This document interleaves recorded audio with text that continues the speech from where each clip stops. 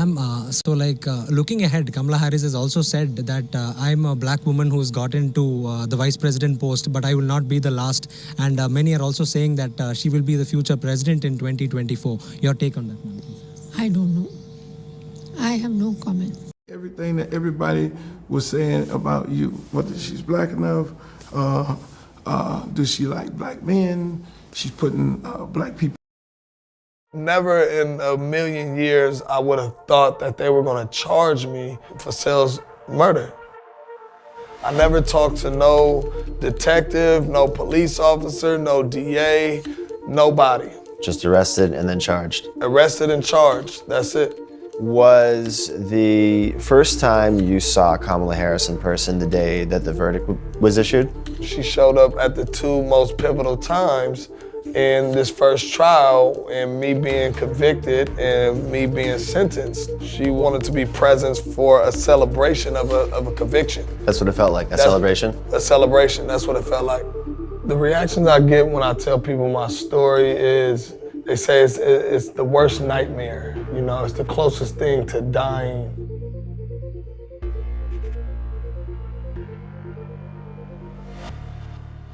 Jamal, I'm gonna read you a quote real quick. The job of a progressive prosecutor is to look out for those overlooked, to speak up for those whose voices aren't being heard, to see and address the causes of crime, not just their consequences, and to shine a light on the inequality and unfairness that lead to injustice.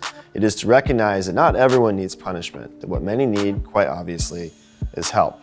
Kamala Harris wrote that in her book, The Truths We Hold. Does that sound consistent with the brand of justice that you saw administered by offices that she was running? It definitely sounds like Kamala Harris right now as a senator. But at the time of her being the head district attorney of San Francisco, that is almost polar opposite of what I felt and what our community felt in San Francisco. So Jamal, where are we? Right now we are in Sunnydale Projects, where I was born and raised at. Now, this isn't a place that you'll want to bring outsiders into, and a place that they don't want to go. This ain't a place that feels comfortable. It feels like you might get robbed, you might get shot. The police were keeping files on you, and your brothers, and other people who were living in Sunnydale from a very young age. They already had me labeled because I'm in this community as a potential gang member, potential killer, potential drug dealer. You gotta wake up to the fact that, you know, things are set up against us. There is a conspiracy. Yes. It happened to you. Exactly. It's proven in court. Absolutely. Places like this have been developed for predominantly African-American people to not be able to succeed beyond it. Yeah. What did you know about Kamala Harris? What did you know about San Francisco having a black DA? Nobody in the hood ever worried or focused on the DA position in general, but people did focus on it just a tad bit, that it was black, and feeling like, okay, this black lady in office, Kamala Harris, she was gonna understand where we come from, you know, and have more of a sympathetic way of prosecuting people that come from our communities who have been plagued with no opportunities. I had recently just came off of I Love New York, and also that's when my friend Sel Kuka got killed. More than a year goes by and no one's been arrested in the case. You hadn't even been questioned. Haven't even been questioned, no. The police was still, you know, trying to get a conviction by all means necessary. When I was arrested for it, the community knew I didn't do it. And it was here we go again. See, this is why we don't trust, you know, law enforcement, because it gets to a point where somebody who didn't do something goes to jail for it. I don't have no history of crime. What's up, boy? I have a history of being around in the community, but that doesn't mean that I'm a suspect. I'm like, oh man, I'll be out within 72 hours. They're gonna figure this out. They're gonna clear this up. And then when you found out what the evidence was that they supposedly had you on, can you There wasn't much there. Can you describe what it was? They had a woman saying that she seen me kill Sel. The second witness that they had really wasn't a witness at all. She said anything that the police officers wanted her to say, and they said that her recollection of the events was extremely credible. So that's what ultimately got the arrest warrant. The District Attorney of San Francisco, Kamala Harris, appeared in the courtroom during your trial twice. Yeah, the two times that Kamala Harris showed up to my trial was when I got convicted, and also when they laid down the sentencing.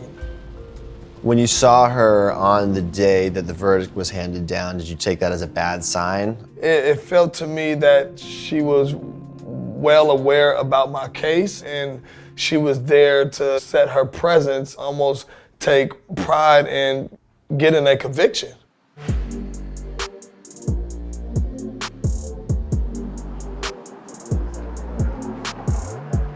When I put in my appeal, the people that's fighting against my appeal to keep the conviction is the Attorney General office. I learned it reading, their reply to my appeal, and you see Kamala Harris' name at the bottom. And now it's starting to feel a little personal. When you win the $13.1 million, it's a massive settlement. Did you feel like that was enough? There's not an amount that could get back those 7 years. That 6.5 years that I spent in prison. But instead of me coming home feeling like I was a victim, I wanted to prove that I'm a survivor, and I will not let my story go unheard. I'm not necessarily saying I'm looking for an apology, but some acknowledgement from her that she could have messed up would be, of course, that'd be huge. You could have made some mistakes. You could have missed some things. For me, it was a big miss. I had life in prison. I've met people in prison that was wrongfully convicted. I want my story to be out to provoke reform ultimately. Beyond that, I want to be able to be who I want to be. I'm an actor, I'm a musician, I'm a father. I'm more than this person that was framed. I'm more than this person that was wrongfully convicted. Just fell out of a coconut tree? Who is Kamala Harris? She's a piece of shit. I was in California. She lacked professional competence, and she worked on it by hiking up her hemline when she needed influence rather than researching. I was out in California for 15 years doing my show when she was at her peak, and she had a reputation amongst the trial lawyers of being lazy. She just hike her skirt up and try to flirt, and she wasn't that good in the courtroom, if not pretty bad in the courtroom. So I'm not surprised at what she does. She's 60 years old, and I think listening to her word salad and the way she talks, I think she's got early onset dementia and also some problems with menopausal complications. That's that, you see, today is going to be tomorrow, so since it's going to be tomorrow, today we have tomorrow, which is why we are now. Like, what did you say? She won't hold news conferences and rarely takes questions from reporters. Instead, she reads the same speech off teleprompter again and again. The path to the White House runs right through this state. Her campaign also releases carefully produced videos. We believe in a future where every person has the opportunity not just to get by, but to get ahead. That would be good. But would Harris's policies allow that? America's on track to bankruptcy. The vice president votes in the affirmative. Harris repeatedly casts tie-breaking votes to spend more of your money, unlocking the ability to pass a COVID relief package without Republican votes. Last election, I ran a game show that compared candidates' spending plans. It found that Trump and Biden wanted to increase spending by more than $200 billion. Elizabeth Warren and Bernie Sanders by trillions. But I was surprised that the biggest spending plans came from Kamala Harris. Her proposals would have exploded our debt. The highest inflation in 41 years. Biden's irresponsible spending ignited nasty inflation. Imagine what inflation would be like if Harris had been president. In her first policy speech, she's proposed almost $2 trillion in new spending. Provide first-time home buyers with $25,000. And $2 trillion small compared to what she wanted to do during COVID. Give every American $2,000 a month. That would have cost $21 trillion. She's also endorsed eliminating private health insurance, having government take it all over. Even CNN anchors seemed puzzled. So for people out there who like their insurance, they don't get to keep it? Well, listen, the idea is that everyone gets access to medical care. Now her campaign says she no longer supports entirely government-run health care. She's flip-flopped on other issues. There's no question I'm in favor of banning fracking. No question, she told CNN. But now Harris wants votes in Pennsylvania, where fracking provides jobs. Her campaign now says she won't ban fracking. And they even say Republicans claiming she wanted a fracking ban is false, an obvious attempt to distract. But what's false? That's what she said. There's no question I'm in favor of banning fracking.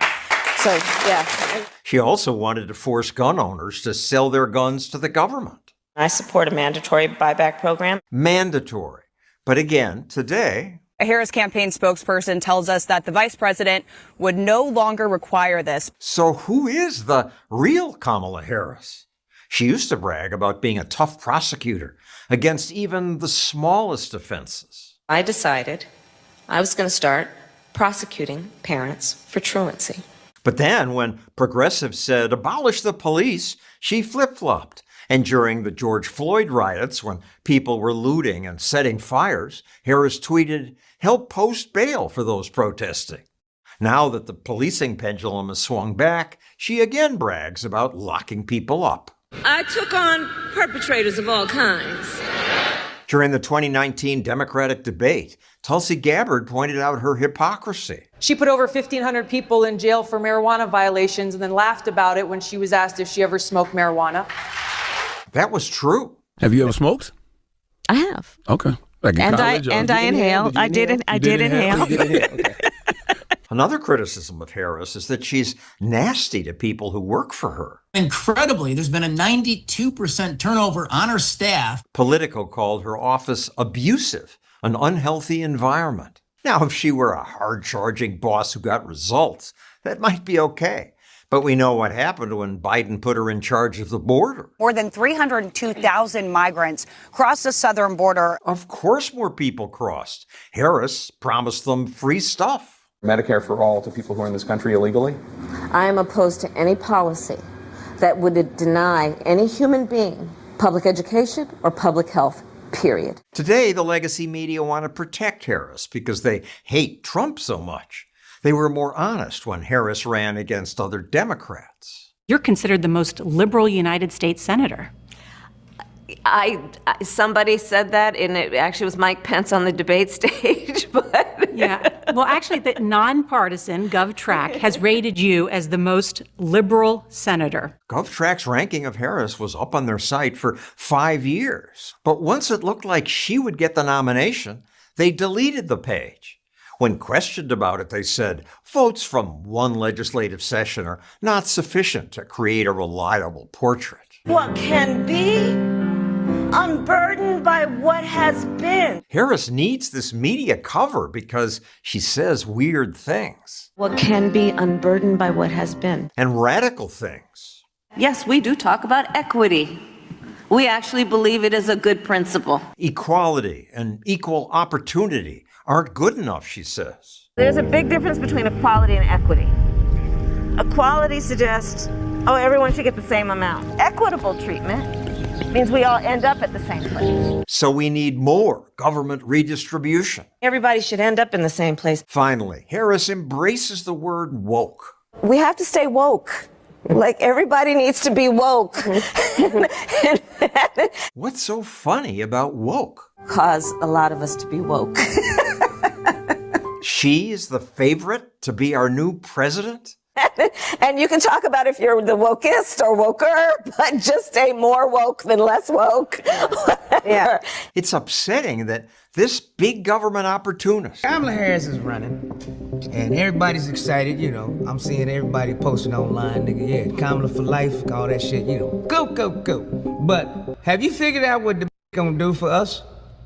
That's what I'm talking about. You know, we need to figure out what is Madam VP going to do for us, since she's been shoved in our faces as the candidate of choice. Because we didn't even have a choice. She just, boom, here she is. Now run with that. See, so there ain't no choice in these United States elections, obviously, because they just throwing her at it. Now, here's what I'm talking about, what she gonna do for us. If you're Asian, an Asian community come and she wants the backing of the Asian community, she gotta promise them something. That's how it works all the way around. She talking about she gonna take care of Israel. Boom, they gonna take care of her. Now, the corporations backing her. So CDC say, hey, you down with the drug companies? Well, we will throw our resources your way. So this is how they raising the money. Now, we so separated and everywhere else. You know, how the hell we gonna even come to the table and say, hey, what you gonna do for us? And then another nigga, nah, I ain't down with that shit. Well, you too, motherfucker. See, this is what I'm talking about. We got to come together like butt cheeks in order to be the shit. If Kamala want my vote, she need to explain herself to me what she gonna do for the black people. Listen, stop asking a motherfucking black woman to explain herself to you. Ma'am, looking ahead, Kamala Harris has also said that I'm a black woman who's got into the vice president post, but I will not be the last. And many are also saying that she will be the future president in 2024. Your take on that, ma'am? I don't know. I have no comment.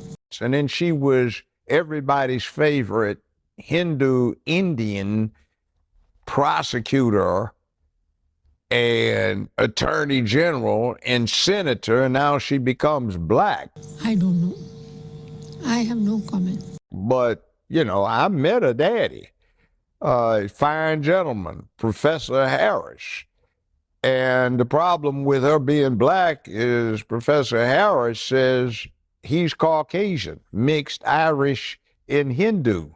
He doesn't have any black ancestors, but his Irish ancestors owned a lot of slaves in Jamaica and had them to work on plantation. So if mama is on the birth certificate listed as a Caucasian, daddy says he's a Caucasian Hindu and has no black ancestors, how did she get to be black? I don't know. I have no comment. I have. Okay. And I inhale. I did inhale. Okay.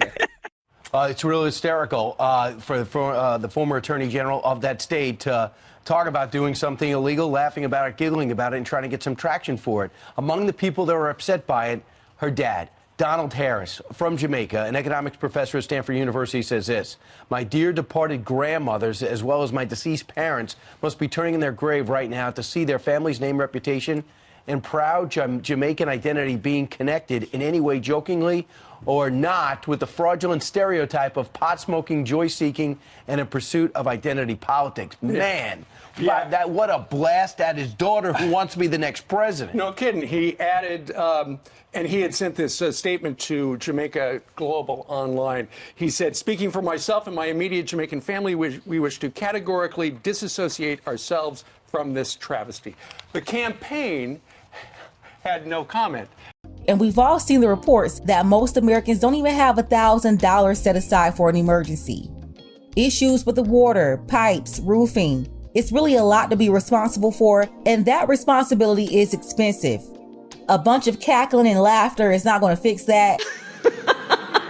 President Biden is tapping his Vice President, Kamala Harris, to oversee U.S. diplomatic efforts to address the recent influx of migrants along the southern border. While we are clear that people should not come to the border now, we also understand that we will enforce the law, and that we also, because we can chew gum and walk at the same time. Must address the root causes. CBS News has learned the Biden administration plans to use the Freeman Expo Center in San Antonio, Texas, to house up to 3,000 unaccompanied migrant children and convert the San Diego Convention Center into a makeshift shelter for 1,400 minors. The best way to keep people from coming is keep them from wanting to leave. A number of Republicans have been pressuring the president to visit the border himself to see the situation firsthand.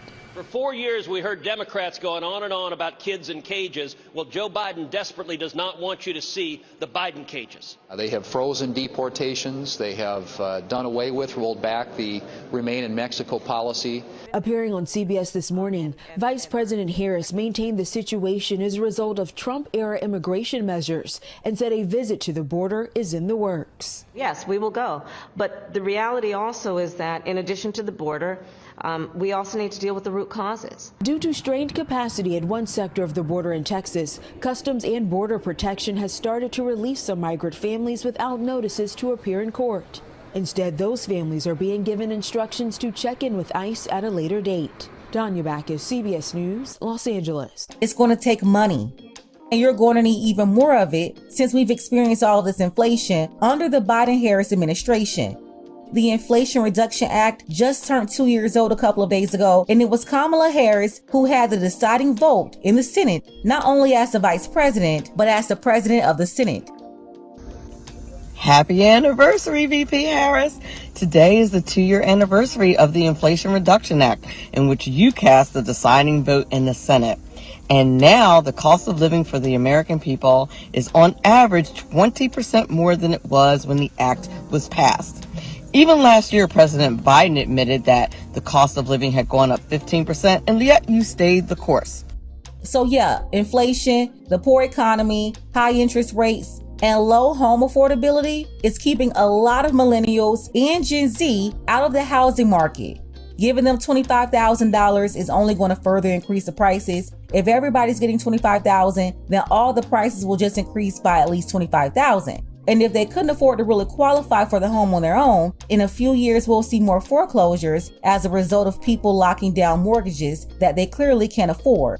Forget maintaining a house, they won't even be able to afford paying the mortgage to keep the house. And let's be honest, Harris mentioned that plan was going to help the first generation. When she's speaking on first generation, she's talking about immigrants. So basically, they're telling us that this $25,000 is going to put Americans in homes. No, what they're trying to do is house those illegal immigrants. They're the ones that's new to the system, not us. We've been here forever. So while she says she'll give $25,000 away, it's like the car dealer that says, look, the payments are going to be $90 a month and no money down, but you get there and you leave with a $500 or $600 payment. It's impossible to deliver, like the American Rescue Plan and the Inflation Reduction Act that delivered nothing to this country. It was $3.2 trillion. That could have built 8 million homes, or it could have provided 48 million Black households with $300,000 in cash. But that didn't happen either. Cardone said something interesting. He said instead of wasting a bunch of money that didn't help stimulate the economy at all and only made inflation worse, that money could have been used to build 8 million homes, or 48 million Black households could have received $300,000.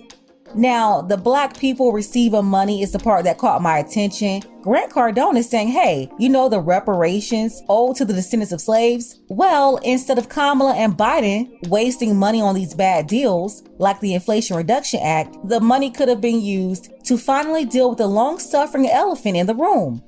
When Grant is talking about money to Blacks, he's basically talking about reparations. But yeah, it was definitely a point that was interesting considering Kamala Harris, the so-called Black American woman that's not Black American or Black. She's in office right now, and she already told us she would never do anything for Black people. So I'm not going to sit here and say I'm going to do something that's only going to benefit Black people.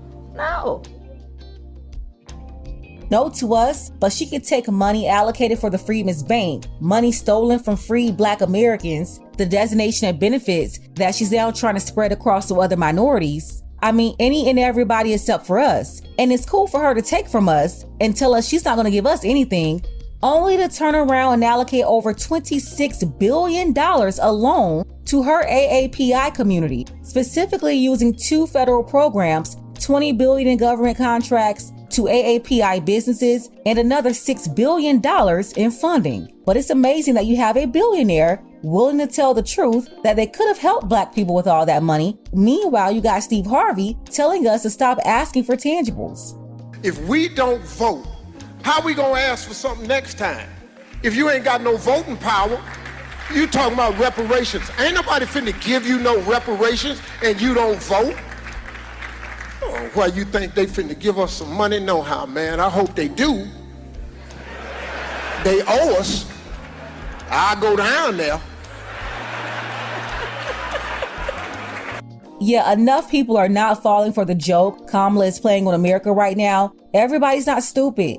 That may work with her newfound diehard supporters that just realized they liked her 30 days ago, but people looking at this with common sense can easily see that she's running game. When the Washington Post and CNN, the folks that's been worshiping this woman for weeks now, had to come out and be honest about her horrible economic plan, then it's gotta be really bad. Grant Cardone is basically saying that Biden and Harris, they had the opportunity to help Black people with all this extra money they spent and the money they're spending, but refused to do it. And even when you look at Kamala's latest plan, that $25,000, that plan is set up to undermine Black Americans and lift up migrants. You know that with the loss of your grandmother, who I understand you were very close to, you could quit and we would fully understand that. My grandfather basically said that he wants me to stay and that my grandmother would have wanted me to stay. Okay. And I want to really embody her spirit while I'm here and honor her memory by continuing to do what I think she would have wanted me to do. So I'm going to stay. I'm going to get you a helicopter and we're going to fly you to Philadelphia so you can attend the funeral. I think that's important for you. Thank you. Thank you. Thank you. Thank you, George.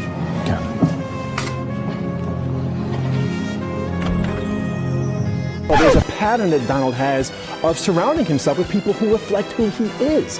And I commonly heard in my travels during my year with the Trump Organization, people who knew I was part of the Trump Organization said, I know people that have gotten taken advantage of by Donald. I don't know how you could work with him. Keep your grass cut low. There's snakes all around us.